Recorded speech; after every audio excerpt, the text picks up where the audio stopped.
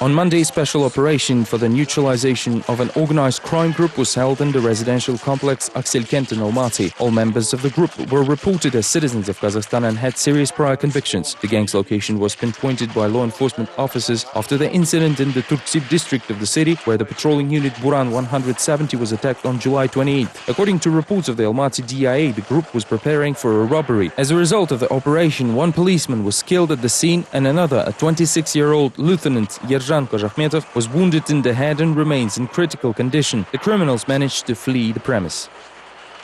Вся полиция была переведена на усиленный вариант несения службы, был поднят в воздух вертолет. All police units were alerted and a police helicopter employed. Eventually, we found the escape vehicle and arrested the driver. The same day, the identities of other criminals were established as well. Тяжкого преступления.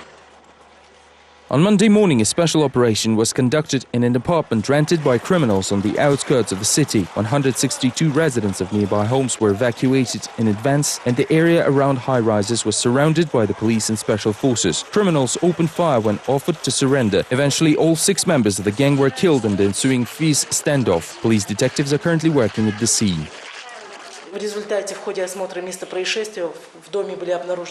During the examination of the scene, 2 assault rifles, 2 handguns, a revolver, a shotgun and large quantity of ammunition were found in the studio apartment.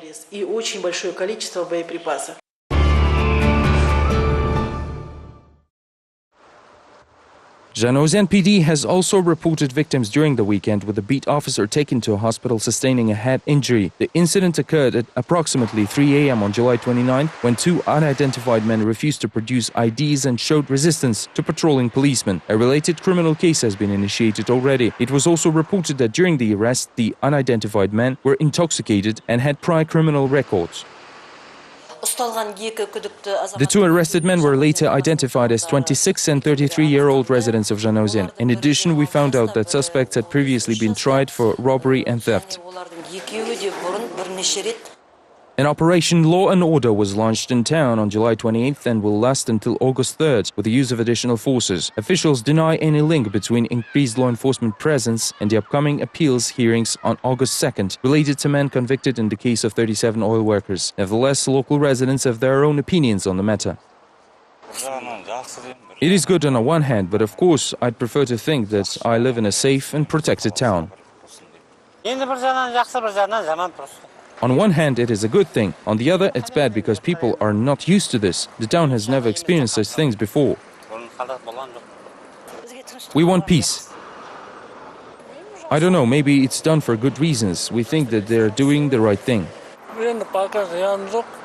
We don't see anything negative coming out of this so far. For now, everything is quiet and peaceful.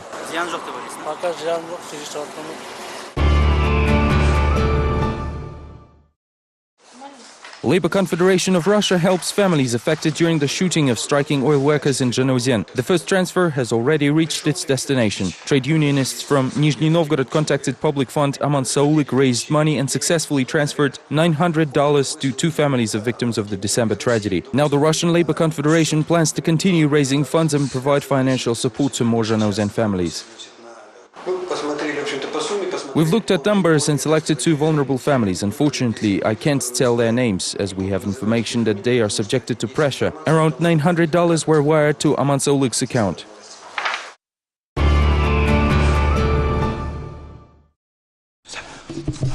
Paul Murphy, a member of the European Parliament, was denied Kazakhstan visa once again, the second time in 6 months. On this occasion, Martin Schulz, on behalf of the President of the European Parliament, sent a letter to the Ministry of Foreign Affairs of Kazakhstan criticizing the government. The letter contains claims against Kazakh officials who deliberately ignore the interests of European MPs. Schulz called such actions politically motivated steps on the part of the Akorda, the President's administration. We had as the prisoners.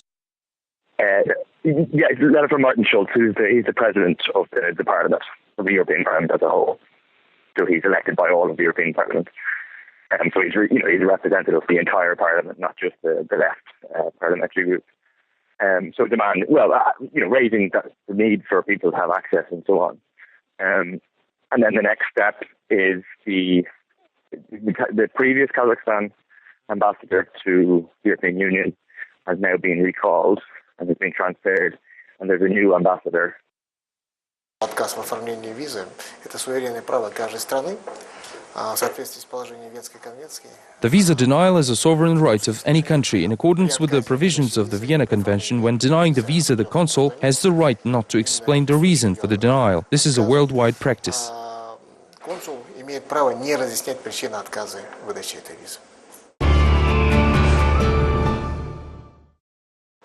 This weekend, the friends, relatives and colleagues have paid last respects to the well-known state official Sarabay Almurzayev. He died on July 27 at age 63. Close friend of President of Kazakhstan, Sarabay Almurzayev, in different periods of time, held the position of the governor of Jambul region, chaired the financial police, twice headed the president's administration. The memorial service was held in Astana on Saturday. Despite friendly relations with the president, Nursultan Nazarbayev was not able to visit the funeral as he was in London at the opening ceremony of the Olympic Games. Head of Akjol party, Azat Piruashov, expressed his condolences during the ceremony. He lived a dignified life and inspired many. He was a person to rely on for older people and a teacher and mentor for younger. Kazakhs have a saying, when you're born, you walk through a narrow door, but when you die, the door becomes wider. Very few are lucky to enter this world, but all die. He left his legacy and did a lot for Kazakhstan. He was the right man for the people. Sarabay Almurzayev was known as a strict and conservative man. As the head of the financial police, he left many senior officials and executives without a job after charging them with corruption. Almurzayev was known as the unofficial leader of the so-called clan of Southerners, while keeping good relations with the head of state. Eventually, though, he reportedly lost the confidence of the president. Nevertheless, Almurzayev returned to work in 2010, even with a lot of influence and political weight dropped along the way. The 63-year-old politician was buried at the Almaty's Kensei cemetery. The ceremony was attended by many prominent members of the country's political elite, including Almaty Mayor Ahmedjan Yesimov, State Secretary Mukhtar Kulmuhammed, and co-chairman of the Social Democratic Party Azad Jarmakhan Toyagbay.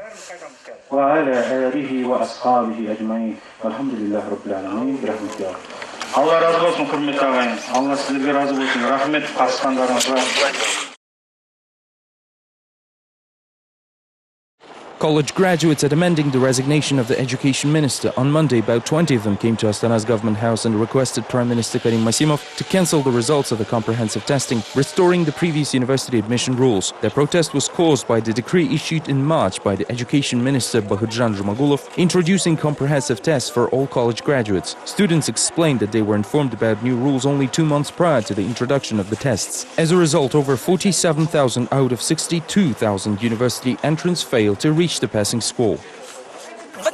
Besides the tested knowledge, we're also required to keep up with our college curricula. We don't just study history of Kazakhstan, but we also take special classes that will help us build our future careers and become professionals in our fields. Therefore, we have to take these courses. We can't just spend our time preparing for the national university entrance tests, but we need to concentrate on our majors. In addition, I didn't feel guilty for my low scores since I don't have enough time to prepare for the test. Residents of an Almaty micro-district are rallying outside their apartment blocks for several days now. They recently found out that a dry cleaning will be built in the vicinity of their homes, blocking all access roads and ruining the only sidewalk. On Friday, local residents prevented construction workers from fencing off the premise and begin the excavation of the foundation. Signature collection against the construction is underway, which will be then submitted to the Chief of State Architectural and Construction Supervision Agency along with a petition. Legal experts are currently looking into the legitimacy of the dry cleaning construction in the area. When we told the owner that we are not happy with the construction and that he shouldn't build it here because there is simply no room left to walk for older people, he responded that in that case we should sell our apartments and move somewhere else.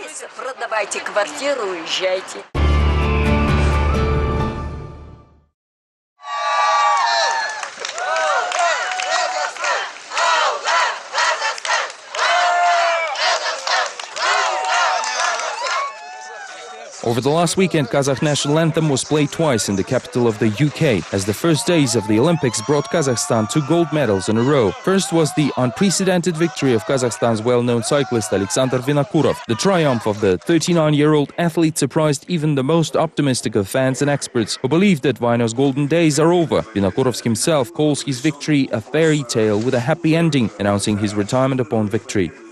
Счастлив, очень счастлив. Конечно, надеялся на победу. I'm very happy. Of course, deep in my heart, I was hoping to win despite this 250-kilometer cycling race, which implies a lot of stress and force majeure. I know the dreams come true and we need to have faith and reach for our goals. On the day 2 of the Olympics, the second Kazakhstan gold was brought by weightlifter Zulfiya Chinshanlo. The athlete broke the world record by taking on 131 kilograms in the clean and jerk. The 19-year-old has also set an Olympic record by lifting a total of 226 kilograms in the 53-kilogram category. At the award ceremony, Zulfiya couldn't hold back her tears. She turned 19 only 4 days ago and thus became the youngest Olympic champion in the history of Kazakhstan. Unfortunately, at least some embarrassment for the team seems to be unavoidable. The name of the country on the apparel of the champion's personal coach was missing a letter A for the apparent reason. How could the officials of the Olympic Committee of Kazakhstan overlook such a mistake is a mystery. Luckily, this didn't get in the way of enjoying the victory.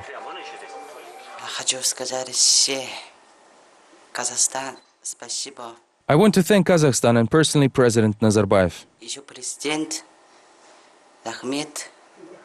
Назарбаев, Захмет, все, Захмет.